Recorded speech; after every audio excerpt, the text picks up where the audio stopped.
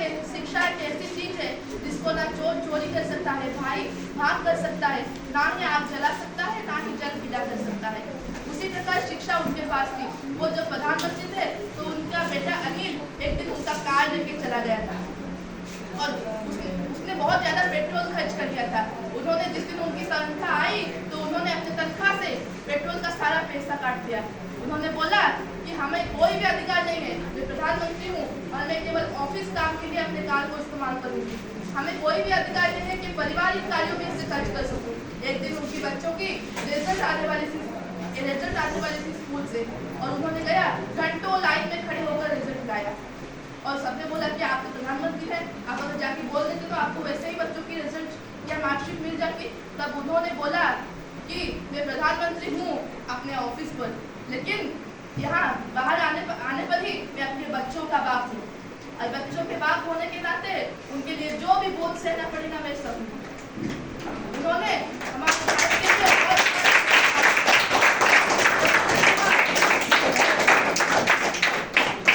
पहले प्रधानमंत्रियों ने जवानों के ऊपर इतना ज्यादा खर्चा नहीं किया।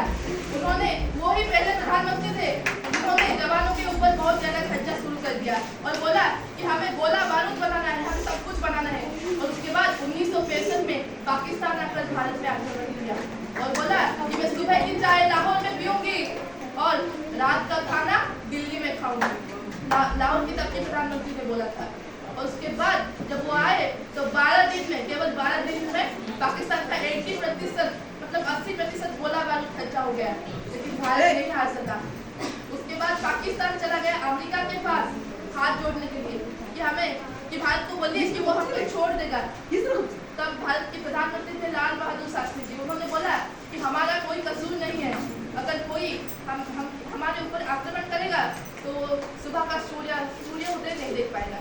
उसी प्रकार से हमारे लाल बहादुर शास्त्री जी हमारे देश के दूसरे प्रधानमंत्री, तो हमें उनको सम्मान करना चाहिए और उनके जैसे बनना चाहिए। हम क्यों उनके जैसे नहीं बन सकते? जिन्होंने लाइट बल्ब बनाया था उन्हें 10,000 बार फेल होने के बाद भी लाइट बल्ब बनाया था। उसी प्रकार हम अगर चाहे तो हमारे कैरेक्टर को सुधार सकते हैं, ईमानदार बन सकते हैं और उनके जैसे हमारे देश का नाम रख सकते हैं। जय हिंद, जय हिंद।